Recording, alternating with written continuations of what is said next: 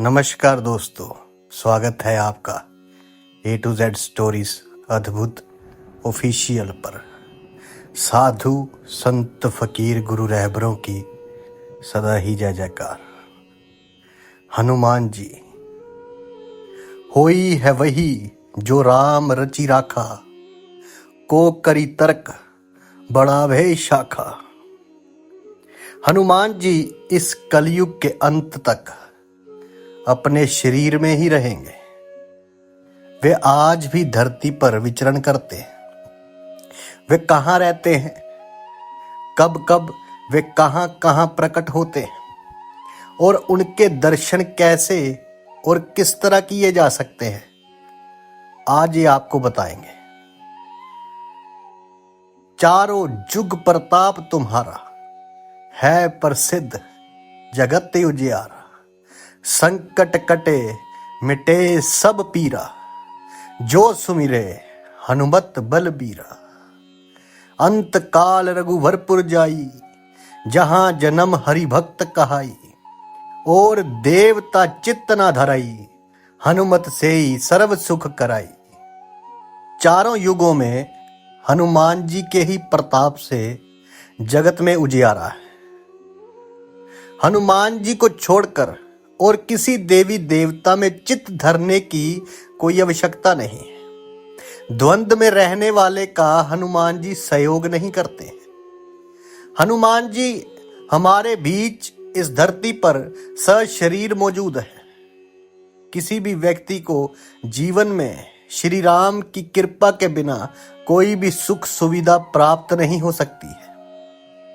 श्री राम की कृपा प्राप्ति के लिए हमें हनुमान जी को प्रसन्न करना चाहिए। उनकी आज्ञा के बिना कोई भी श्री राम तक नहीं पहुंच सकता। हनुमान जी की शरण में जाने से सभी सुख सुविधाएं प्राप्त होती हैं। इसके साथ ही जब हनुमान जी हमारे रक्षक हैं, तो हमें किसी भी अन्य देवी देवता, बाबा, ज्योतिषी की बातों में भटकने की जरूरत नहीं। हनुमान जी इस कलयुग में सबसे ज्यादा जागृत और साक्षात है। कलयुग में हनुमान जी की भक्ति ही लोगों को दुख और संकट से बचाने में सक्षम है। बहुत से लोग ज्योतिषी और तांत्रिकों के चक्कर में भटकते रहते हैं और अंततः वे अपना जीवन नष्ट ही कर लेते हैं, क्योंकि वे हनुमान जी की भक्ति शक्ति को नहीं पहचानते। ऐसे भटके हुए लोगों का राम ही भला करे। आखिर क्यों प्रमुख देव हैं हनुमान जी? हनुमान जी 4 कारणों से सभी देवताओं में श्रेष्ठ है।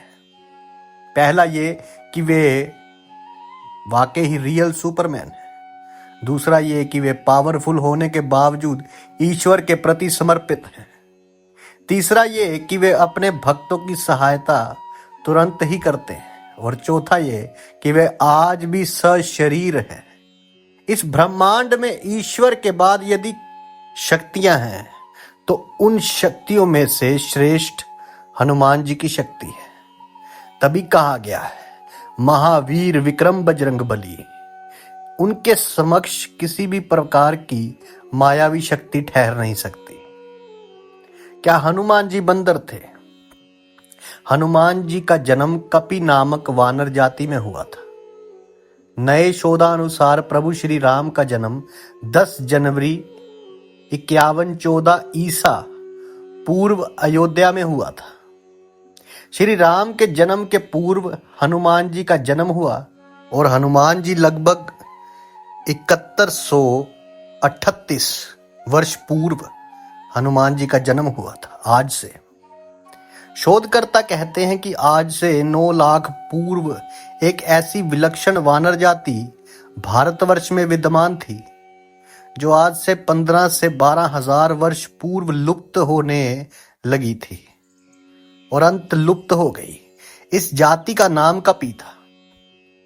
हनुमान जी के संबंध में ये प्रश्न प्राय सर्वत्र उठता है कि क्या हनुमान जी बंदर थे? इसके लिए कुछ लोग रामायण आदि ग्रंथों में लिखे हनुमान जी और उनके सजातीय बांधव सुग्रीव, अंगद आदि उनके नाम के साथ वानर, कपि, शाखामृग, पलवंगम विशेषण पढ़कर उनके बंदर प्रजाति के होने का उदाहरण देते हैं। वे ये भी कहते हैं कि उनकी पूंछ लांगूल, बाल्दी और लाम से लंका दहन का प्रत्यक्ष चमत्कार इसका प्रमाण है। ये भी कि उनकी सभी जगह सपुच्छ प्रतिमाएं देखकर उन्हें पशु या बंदर जैसा होना सिद्ध होता है। रामायण में वाल्मीकि जी ने जहां उन्हें विशिष्ट पंडित, राजनीति में धुरंधर और वीर शिरोमणि प्रकट किया है, वहीं उनको लोमश और पुच्छधारी भी शतश प्रमाणों में व्यक्त किया है। दरअसल आज से तकरीबन 9 लाख वर्ष पूर्व मानवों की एक ऐसी जाति थी जो मुख और पूंछ से वानर समान नजर आती थी, लेकिन उस जाति की बुद्धिमत्ता और शक्ति मानवों से कहीं ज्यादा थी।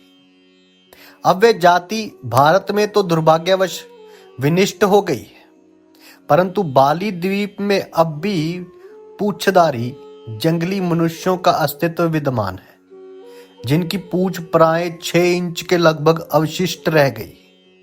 ये सभी पुरातत्व वेता अनुसंधायक एकमत से स्वीकार करते हैं कि पूरा कालीन बहुत से प्राणियों की नस्ल अब सर्वथा समाप्त हो चुकी है। पहला जन्म स्थान। हनुमान जी की माता का नाम अंजना है, जो अपने पूर्व जन्म में एक अप्सरा थी। हनुमान जी के पिता का नाम केसरी है, जो वानर जाति के थे। माता पिता के कारण हनुमान जी को आंजनेय और केसरी नंदन कहा जाता है। केसरी जी को कपिराज कहा जाता था, क्योंकि वे वानरों के कपि नाम की जाति से थे। केसरी जी कपि क्षेत्र के राजा थे। कपि स्थल कुरु साम्राज्य का एक प्रमुख भाग था। हरियाणा के कैथल पहले करनाल जिले का भाग था। यह कैथल ही पहले कपि स्थल था। कुछ लोग मानते हैं कि यही हनुमान जी का जन्म स्थान है।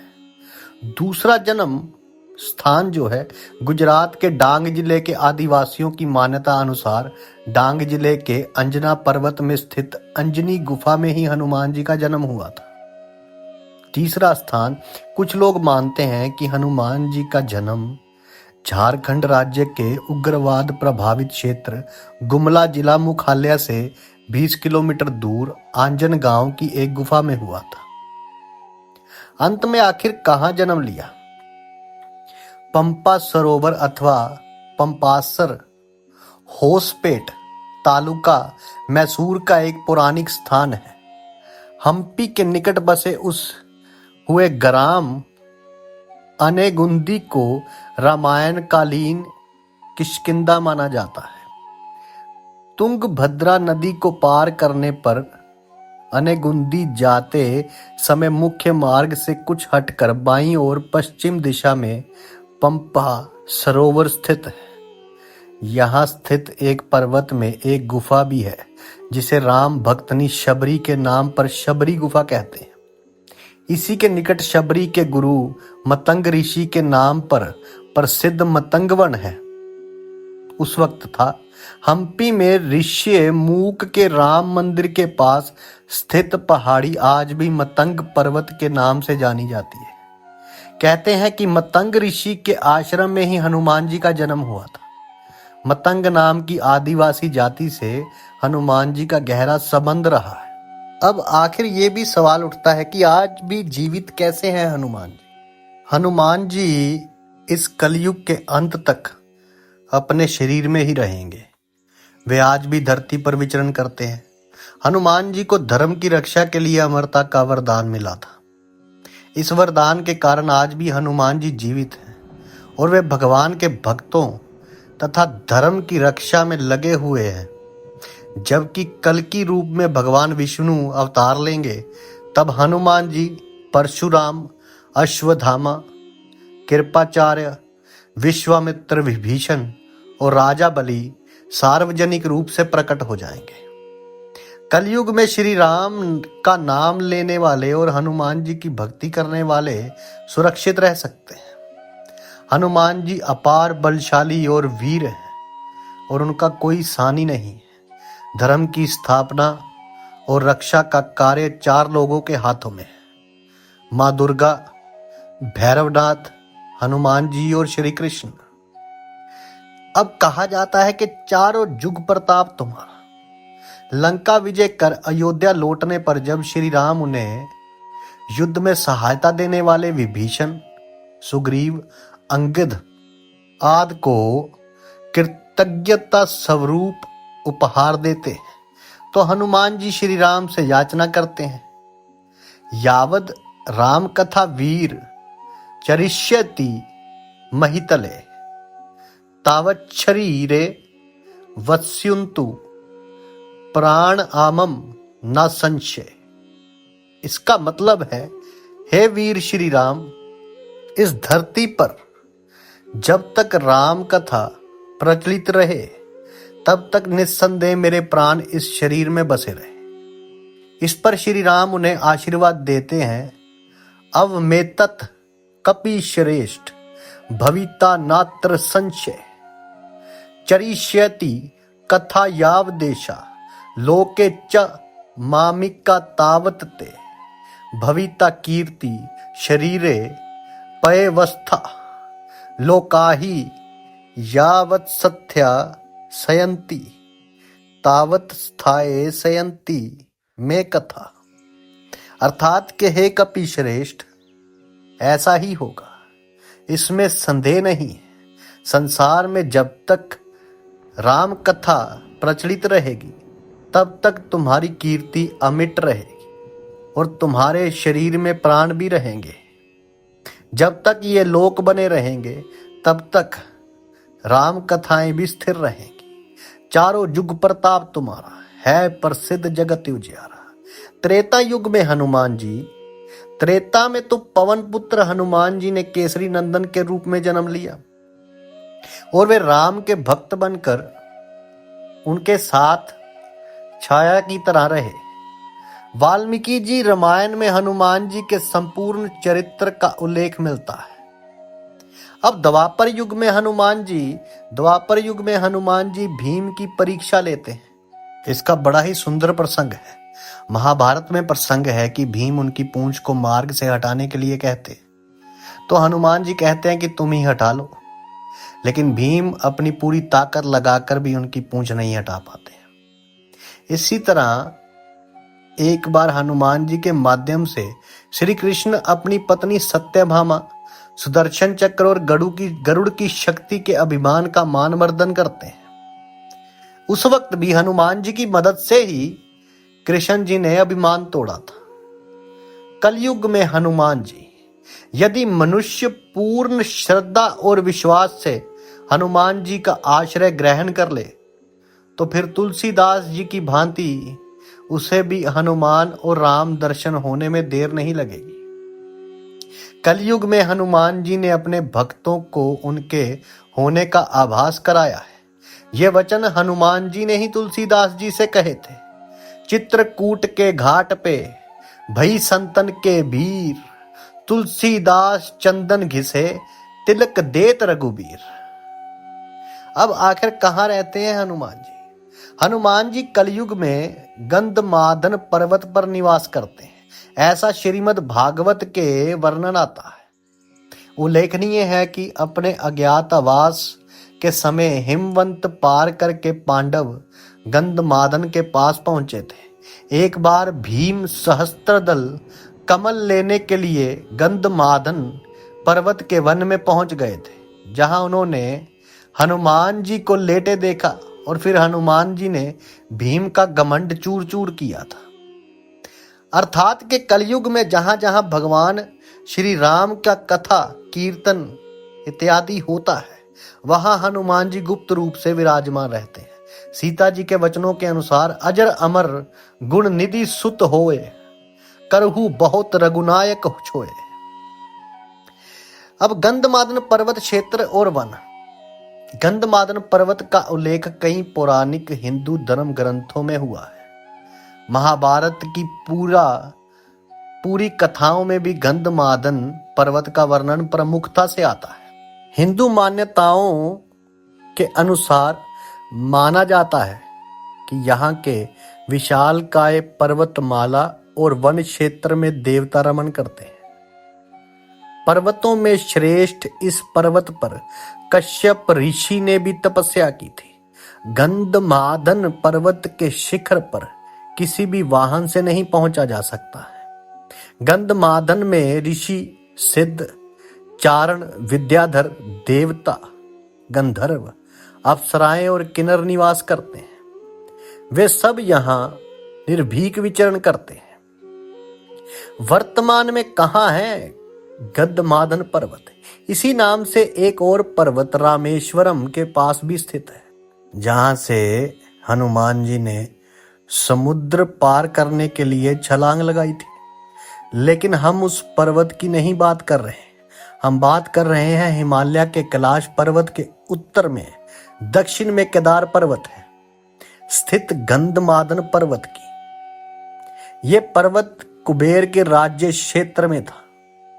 समेरु पर्वत की चारों दिशाओं में स्थित गंजदंत पर्वतों में से एक को उस काल में गंधमादन पर्वत कहा जाता था।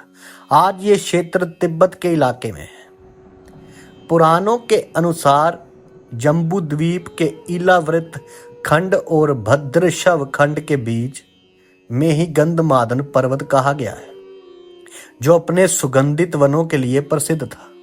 अब यहाँ पे एक और सवाल आता है कि आखिर कैसे पहुंचे गंधमादन पर्वत पर? पुराणों के अनुसार जम्बू द्वीप के इलावृत खंड और भद्रा शव खंड के बीच में गंधमादन पर्वत कहा गया है, जो अपने सुगंधित वनों के लिए प्रसिद्ध था। इस क्षेत्र में दो रास्तों से जाया जा सकता है। पहला नेपाल के रास्ते मानसरोवर से आगे, और दूसरा भूटान की पहाड़ियों से आगे, और तीसरा अरुणाचल के रास्ते चीन होते हुए। संभवत महाभारत काल में अर्जुन ने असम के एक तीर्थ में जब हनुमान जी से भेंट की थी, तो हनुमान जी भूटान या अरुणाचल के रास्ते ही असम तीर्थ में आए होंगे। गौरतलब है कि एक गंधमादन पर्वत उड़ीसा में भी बताया जाता है, लेकिन हम उस पर्वत की बात नहीं कर रहे हैं। मकरध्वज था हनुमान जी का पुत्र। अहिरावण के सेवक मकरध्वज थे। मकरध्वज को अहिरावण ने पातालपुरी का रक्षक नियुक्त कर दिया था। पवन पुत्र हनुमान जी बाल ब्रह्मचारी थे। तब आखिर कैसे हुआ उनका पुत्र? वाल्मीकि रामायण के अनुसार उनके पुत्र की कथा हनुमान जी के लंका दहन से जुड़ी है। उस समय हनुमान जी माता सीता की खोज में लंका पहुंचे, और मेघनाद द्वारा पकड़े जाने पर उन्हें रावण के दरबार में प्रस्तुत किया गया। तब रावण ने उनकी पूंछ में आग लगवा दी थी, और हनुमान जी ने जलती हुई पूंछ से लंका जला दी। जलती हुई पूंछ की वजह से हनुमान जी को तीव्र वेदना हो रही थी, जिसे शांत करने के लिए वे समुद्र के जल से अपनी पूंछ की अग्नि को शांत करने पहुंचे। उस समय उनके पसीने की एक बूंद पानी में टपकी, जिसे एक बड़ी मछली ने पी लिया था। उसी पसीने की बूंद से वह मछली गर्भवती हो गई।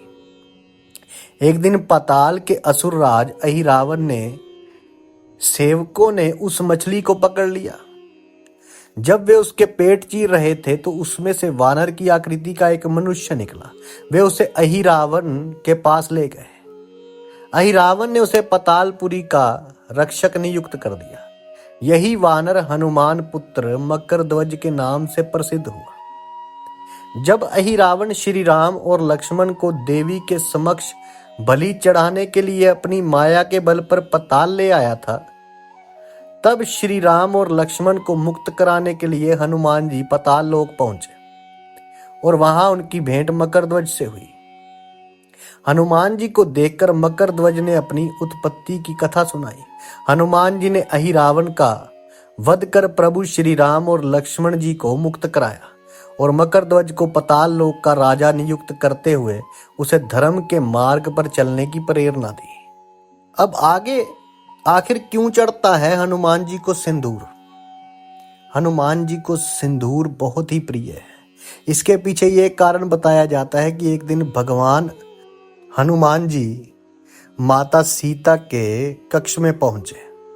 उन्होंने देखा कि माता लाल रंग की कोई चीज मांग में सजा रही है। हनुमान जी ने जब माता से पूछा तब माता ने कहा कि इसे लगाने से प्रभु राम की आयु बढ़ती है और प्रभु का स्नेह प्राप्त होता है। तब हनुमान जी ने सोचा, जब माता इतना सा सिंदूर लगाकर प्रभु का इतना स्नेह प्राप्त कर रही है तो अगर मैं इनसे ज्यादा लगाऊं तो मुझे प्रभु का स्नेह प्यार और ज्यादा प्राप्त होगा और प्रभु की आयु भी लंबी होगी। ये सोचकर उन्होंने अपने सारे शरीर में सिंदूर का लेप लगा लिया। इसलिए कहा जाता है कि भगवान हनुमान जी को सिंदूर लगाना बहुत प्रिय है। अब यहां पहली हनुमान स्तुति कब और कैसे हुई, किसने की थी? हनुमान जी की प्रार्थना में तुलसीदास जी ने हनुमान चालीसा, बजरंग बाण, हनुमान बहुक और भी अनेकों स्तोत्र लिखे। लेकिन हनुमान जी की पहली स्तुति किसने की थी? तुलसीदास जी के पहले भी कई संतों और साधुओं ने हनुमान जी की श्रद्धा में स्तुति लिखी थी। लेकिन क्या आप जानते हैं सबसे पहली हनुमान जी की स्तुति किसने की थी? जब हनुमान जी लंका का दहन कर रहे थे तब उन्होंने अशोक वाटिका को इसलिए नहीं जलाया क्योंकि वहां सीता जी को रखा गया था। दूसरी ओर उन्होंने विभीषण का भवन इसलिए नहीं जलाया क्योंकि विभीषण के भवन के द्वार पर तुलसी का पौधा लगा था। भगवान विष्णु का पावन चिन्ह शंख, चक्र और गदा भी बना हुआ था। सबसे सुखद तो ये है कि उनके घर के ऊपर राम नाम अंकित था। ये देखकर हनुमान जी ने उनके भवन को नहीं जलाया। विभीषण के शरण याचना करने पर सुग्रीव ने श्री राम से उसे शत्रु का भाई व दुष्ट बताकर उनके प्रति आशंका प्रकट की और उसे पकड़कर दंड देने का सुझाव दिया। हनुमान जी ने उन्हें दुष्ट की बजाय शिष्ट बताकर शरणागति देने की वकालत की। इस पर श्री राम जी ने विभीषण को शरणागति ना देने के सुग्रीव के प्रस्ताव को अनुचित बताया और हनुमान जी से कहा कि आपका विभीषण को शरण देना तो ठीक है किंतु उसे शिष्ट समझना ठीक नहीं है। इस पर श्री हनुमान जी ने कहा कि तुम लोग विभीषण को ही देखकर अपना विचार प्रकट कर रहे हो, मेरी ओर से भी तो देखो मैं क्यों और क्या चाहता हूं। फिर कुछ देर हनुमान जी ने रुककर कहा, जो एक बार विनीत भाव से मेरी शरण की याचना करता है और कहता है मैं तेरा हूं, उससे मैं अभय दान प्रदान करता हूं। यह मेरा व्रत है, इसलिए विभीषण को अवश्य शरण दी जानी चाहिए। इंद्र आदि देवताओं के बाद धरती पर सर्वप्रथम विभीषण ने ही हनुमान जी की शरण लेकर उनकी स्तुति की थी। विभीषण को भी हनुमान जी की तरह चिरंजीवी होने का वरदान मिला है। वे भी आज सशरीर जीवित हैं। विभीषण ने हनुमान जी की स्तुति में एक बहुत ही अद्भुत और अचूक स्तोत्र की रचना की है। विभीषण द्वारा रचित इस स्तोत्र को हनुमान वड्डवानल स्तोत्र कहते हैं। सब सुख लहे तुम्हारी सरना, तुम रक्षक काहू को डरना। हनुमान जी की शरण में भय मुक्त जीवन मिल जाता है। हनुमान जी ने सबसे पहले सुग्रीव को बाली से बचाया और सुग्रीव को श्री राम से मिलाया। फिर उन्होंने विभीषण को रावण से बचाया और उनको राम से मिलाया। हनुमान जी की कृपा से ही दोनों को ही भय मुक्त जीवन और राजपद मिला। इसी तरह हनुमान जी ने अपने जीवन में कई राक्षसों और साधु संतों को भय मुक्त और जीवन मुक्त किया है। हनुमान जी की पत्नी का क्या नाम था? क्या आपने कभी सुना है कि हनुमान जी का विवाह भी हुआ था? आज तक ये बात लोगों से छिपी रही क्योंकि लोग हिंदू शास्त्र नहीं पढ़ते और जो पंडित या आचार्य शास्त्र पढ़ते हैं वे ऐसी बातों का जिक्र नहीं करते। लेकिन आज हम आपको बता रहे हैं हनुमान जी का एक ऐसा सच जिसको जानकर आप दंग रह जाएंगे। आंध्र प्रदेश के खम्मम जिले में एक मंदिर ऐसा विद्यमान है जो प्रमाण है हनुमान जी के विवाह का। इस मंदिर में हनुमान जी की प्रतिमा के साथ उनकी पत्नी की प्रतिमा भी विराजमान है। इस मंदिर के दर्शन करने के लिए दूर दूर से लोग आते हैं। माना जाता है कि हनुमान जी के उनकी पत्नी के साथ दर्शन करने के बाद पति पत्नी के बीच चल रहे सारे विवाद समाप्त हो जाते हैं। उनके दर्शन के बाद जो भी विवाद की शुरुआत करता है उसका बुरा होता है। हनुमान जी की पत्नी का नाम सुवर्चला था। सुवर्चला। वैसे तो हनुमान जी बाल ब्रह्मचारी हैं और आज भी वे ब्रह्मचर्य के व्रत में ही हैं। विवाह करने का मतलब ये नहीं कि वे ब्रह्मचारी नहीं रहे। कहा जाता है कि पराशर संहिता में हनुमान जी का किसी खास परिस्थिति में विवाह होने का जिक्र है। कुछ विशेष परिस्थितियों के कारण ही बजरंग बली जी को सुवर्चला के साथ विवाह बंधन में बंधना पड़ा था। इस संबंध में एक कथा है कि हनुमान जी ने भगवान सूर्य को अपना गुरु बनाया था। हनुमान जी भगवान सूर्य से अपनी शिक्षा ग्रहण कर रहे थे। सूर्य कहीं रुक नहीं सकते थे, इसलिए हनुमान जी को सारा दिन भगवान सूर्य के रथ के साथ साथ उड़ना पड़ता था और भगवान सूर्य उन्हें तरह तरह की विद्याओं का ज्ञान देते। लेकिन हनुमान जी को ज्ञान देते समय सूर्य के सामने एक दिन धर्म संकट खड़ा हो गया। कुल 9 तरह की विद्याओं में से हनुमान जी को उनके गुरु ने 5 तरह की विद्याएं तो सिखा दी, लेकिन बची 4 तरह की विद्याएं और ज्ञान ऐसे थे जो केवल किसी विवाहित को ही सिखाए जा सकते थे। हनुमान जी पूरी शिक्षा लेने का प्रण कर चुके थे और इससे कम पर वे मानने को राजी नहीं थे। इधर भगवान सूर्य के सामने संकट था कि वे धर्म के अनुशासन के कारण किसी अविवाहित को कुछ विशेष विद्याएं नहीं सिखा सकते थे। ऐसी स्थिति में सूर्यदेव ने हनुमान जी को विवाह की सलाह दी। अपने प्रण को पूरा करने के लिए हनुमान जी ने विवाह करने की सोची, लेकिन हनुमान जी के लिए वधू कौन हो और कहां से वे मिलेगी, इसे लेकर सभी सोच में पड़ गए। ऐसे में सूर्यदेव ने अपनी परम तपस्वी और तेजस्वी पुत्री सुवर्चला को हनुमान जी के साथ शादी के लिए तैयार कर लिया। इसके बाद हनुमान जी ने अपनी शिक्षा पूर्ण की और सुवर्चला सदा के लिए अपनी तपस्या में रत हो गई। इस तरह हनुमान जी भले ही शादी के बंधन में बंध गए हो, लेकिन शारीरिक रूप से वे आज भी एक ब्रह्मचारी ही हैं। ओम नमो हनुमते रुद्र अवताराय सर्व शत्रु संहारणाय सर्व रोग हराय सर्व वशीकरणाय रामदूताय स्वाहा। सियावर रामचंद्र की जय, पवन पुत्र हनुमान की जय। साधु संत फकीर गुरु रहबरों की सदा ही जय जयकार। आपको ये वीडियो कैसी लगी हमें कमेंट करके ज़रूर बताइए। जल्दी मिलते हैं एक नई वीडियो के साथ, कुछ ज्ञान के साथ। तब तक के लिए आप सबका धन्यवाद। आप सबके भीतर बसे उस परमात्मा को मेरा प्रणाम।